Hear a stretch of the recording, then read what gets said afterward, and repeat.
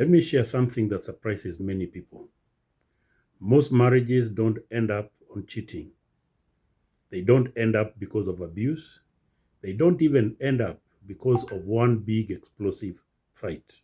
Most marriages die quietly, no drama, no screaming, no scandal even. Just two good people slowly becoming emotionally distant.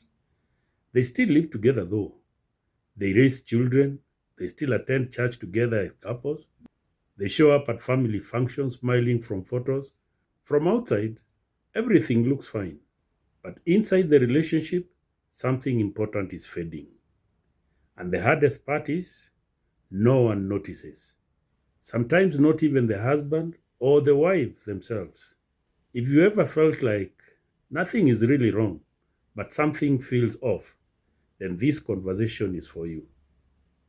Today, we are going to talk about emotional distance in marriages, one of the most common but least talked about marriage problems. Does this resonate with you already? Here is one truth I want you to sit with today. Good marriages don't usually die from conflict, they die from emotional neglect that slowly feels normal. No cruelty, no hatred, not a lack of love at the beginning, just emotional disconnection that grows quietly over the time until distance feels ordinary. That's what makes this so dangerous. It doesn't feel like a crisis, it just feels like life. In the beginning, most couples are emotionally connected. They talk for hours, they laugh easily, they share dreams and fears, they notice each other's moods. If your spouse is quiet, you are quick to ask, "What's going on, honey? What's going on, babe?" If they look tired, you are there for them. You say, "Talk to me." There is curiosity, there is attention, there is emotional presence. You don't just share space, you share your inner world. Then life grows heavier. Children arrive, work pressure increases, financial responsibilities grow, extended family needs show up, ministry, business, and responsibilities multiply. Now, none of these are bad things, but slowly conversations change. Then you stop asking, "How are you feeling these days?" And now your conversation changes to something like this: "Did you pay the bills? Who is picking the kids today? What time will you be home today?" You will be communicating, yes, but you are no longer emotionally connected.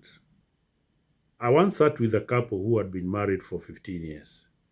No cheating, no abuse, no serious fights.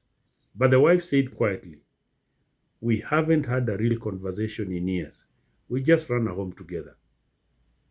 The husband didn't argue, he just nodded.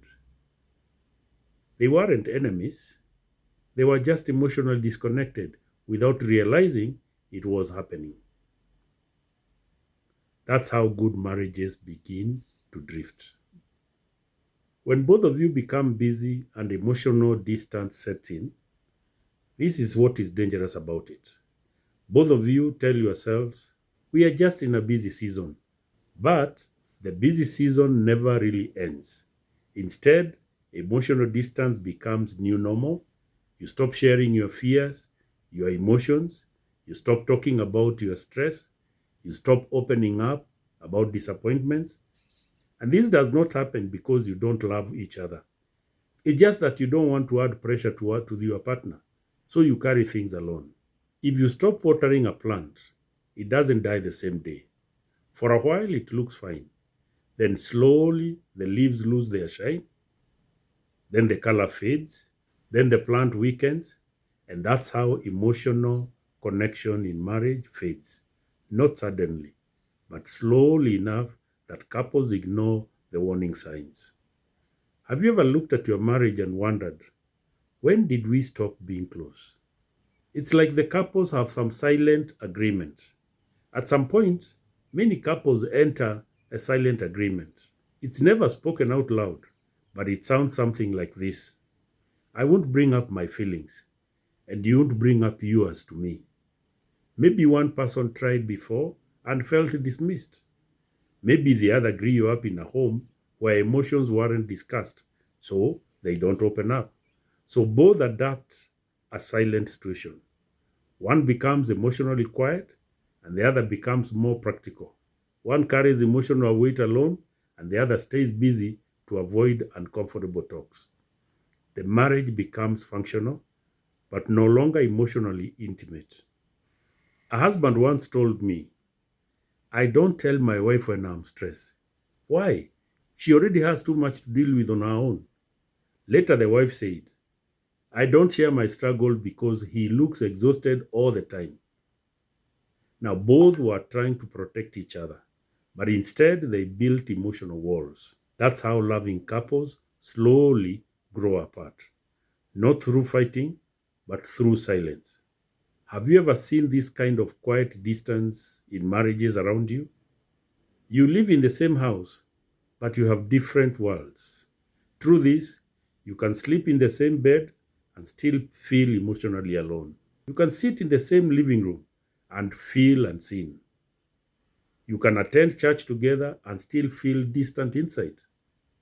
Because intimacy is not proximity, intimacy is presence. When your spouse no longer knows what's happening in your heart and you no longer know what is happening in theirs, the warmth of the marriage fades. Now, imagine two people in a boat. At first, they talk together and row together. Later, they stop talking. They are still in the same boat, but no longer rowing together. The boat moves, but they drift emotionally. That's what emotional distance in marriage looks like. Does this describe a season you have ever experienced? Why is it that no one notices the drifting? This kind of marriage breakdown is quiet. There is no alarm. Friends see smiling photos. Family sees a stable home. Church sees a strong couple. Even the couple tells themselves, at least we don't fight like others. But deep down, there is loneliness. You miss being understood. You miss emotional closeness. You miss feeling chosen, not just needed. Yet you feel guilty for wanting more. Because nothing is wrong, so you stay silent. And silence slowly replaces connection. One of the saddest and most unfortunate sentences couples say is, I don't feel anything more. My feelings are gone. Now, that doesn't come from one bad year. It comes from many years of emotional neglect, years of not checking in, years of not being vulnerable, years of carrying life alone inside a marriage. Love didn't live dramatically, it simply stopped being fed. A woman once told me, he's a good man, he's a good father, but I feel emotionally single. And I've also heard a man tell me, my wife does everything, but I don't just feel close to her anymore. Now, neither hated the other. They just had drifted too far for too long. Now, this conversation is not about blame, but just looking at the reality. It's about awareness. Because healthy marriages don't stay strong by accident. Let me ask you, if nothing changed emotionally in your marriage over the next 5 years, where would you be?